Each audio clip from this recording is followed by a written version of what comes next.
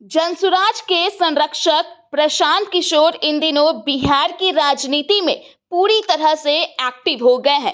लगातार वे लोगों के बीच दिख रहे हैं और जनसभाओं के जरिए बिहार से जुड़े हर मुद्दे पर अपनी बात कहते हुए नजर आ रहे हैं। इसी क्रम में बिहार की वर्तमान राजनीतिक परिस्थिति पर पटना के फुलवारी में एक कार्यक्रम का आयोजन किया गया।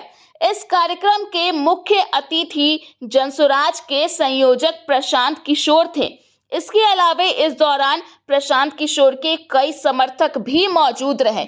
वहीं कार्यक्रम के दौरान प्रशांत किशोर ने मुस्लिम समुदाय के लोगों से जुड़ी बातें कही, मुस्लिम समुदाय के लोगों के हक की बात कही और किस तरह से उन लोगों का गरम मसाला की तरह इस्तेमाल किया जा रहा है, इसे लेकर के भी उन्होंने अपनी बात रखी। तो क्या कुछ कहते हुए नजर आए प्रशांत किशोर, आप खुद सुन लीजिए। भैया ठीक पीछे तो आ रहे हैं, उनको देखने दीजिए, आप थोड़ा बैठ जाइए ना, अच्छे बेचारे उनको दिख नहीं रहा इसलिए गुस्सा रहे थे। अभी यहाँ पर रहमान साहब ने बताया कि आपको क्यों जनसुराज की ओर देखना चाहिए, जुड़ना चाहिए। इसलिए नहीं कि आपके पास विकल्प नहीं है, इसलिए नहीं कि आपको किस दल ने किस नेता ने ठगा है। मुसलमानों को क्यों बैठकर सोचना चाहिए एक नए विकल्प, नए प्रयास के लिए,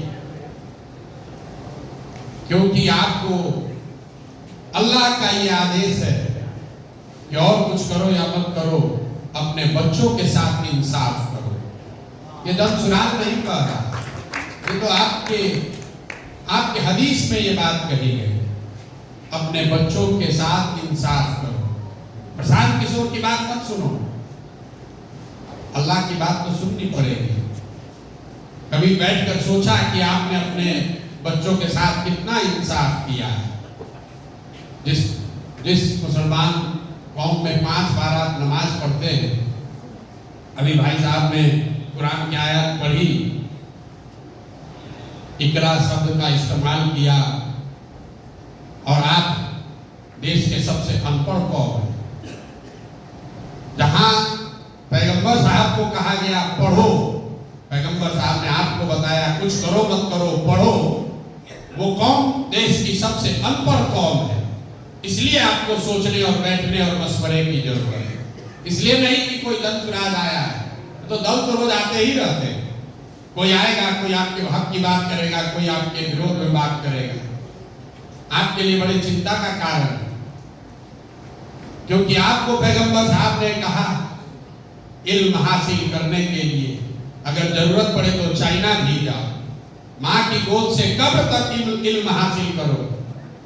और राजनीतिक इल्म हासिल करने का आलम यह है कि राजनीतिक सलाहियत में आपसे ज्यादा गरीब कोई कौम नहीं, इस कौम को कोई समझ नहीं। इसलिए आपको प्रशांत किशोर, इसलिए आपको किसी राजनीतिक जलसे में जाने की जरूरत है, क्योंकि आपको ये कौम में बातें बताई गई है। खाली उतना भी मान लेते तो ये दुर्दशा नहीं होती। मैं रोज ये बात अपने तकरीर में कहता हूँ, कई साथी पहले भी सुने हुए। आप कह रहे हैं कि हमको कांग्रेस ने ठग लिया, फिर आप कह रहे हैं हमको लालू जी ठग लिए, हमको नीतीश ने नहीं किया। भाई साहब ने हमारे कहा कि हम लोग को गरम मसाला की तरह यूज किया जा रहा है, हम भी कहते हैं आपका किरासन तेल है। मेरे भाई, ये बात तो आपको आपके दीन में ये बताई गई है कि अगर आप तो अपने रहनुमाओं की समझ नहीं होगी तो आपके ऊपर जालिम हुक्मरानों को मुसल्लत किया जाएगा। ये बात कोई हम थोड़ी ना बता रहे, ये बात तो आपको पहले से बताई गई है। जब आप उसको देखना ही नहीं चाहते हैं तो प्रशांत किशोर क्या सिखाएंगे? जनसुराज वही बताने आया है कि अपने बच्चों को राजनीतिक इल्म जब तक नहीं दीजिएगा तो वक्फ बोर्ड पर भाषण देने से कुछ नहीं होने वाला। हमको लोग कह रहे भैया वक्फ बोर्ड पर इनसे पूछिए, हम आपको कह रहे हैं अभी तो जलजला शुरू नहीं हुआ, 10-15 साल रुकिए। आप वजीफे की, उर्दू की, हज के कोटे की, वक्फ की लड़ाई लड़ते रहेंगे, कुछ नहीं हासिल होने वाला। जब आप राजनीति में नहीं है, एक कानून बदलेगा, सारी कहानी खत्म। एक कानून बदला, आप करते रहिए धरना प्रदर्शन। एक बार सीए एनआरसी लागू कर दिया, आपका वर्षों का सैकड़ों साल की आपकी कुर्बानी एक दिन में एक झटके में ले ली गई आपसे। क्योंकि लोकतंत्र में जहां कानून बनाया जा रहा है, जिस राजनीति के जरिए पूरा देश समाज चलता है, उसमें आपकी भागीदारी नहीं है। और वो भागीदारी का मतलब सिर्फ विधायक नहीं है, उस भागीदारी का मतलब सिर्फ सांसद नहीं है। मैं तो आपने प्रशांत किशोर का बयान सुना। प्रशांत किशोर ने मुस्लिम समुदाय के लोगों को उनका हक पहचानने की बात कही। साथ ही यह भी कहा कि जब तक आप अपने लिए जद्दोजहद नहीं करेंगे, आपको हिस्सेदारी नहीं मिलने वाली है, और ये तभी मुमकिन है जब आप सियासत में आगे आएंगे। दर्श न्यूज़ के लिए दानापुर से पशुपति नाथ की रिपोर्ट।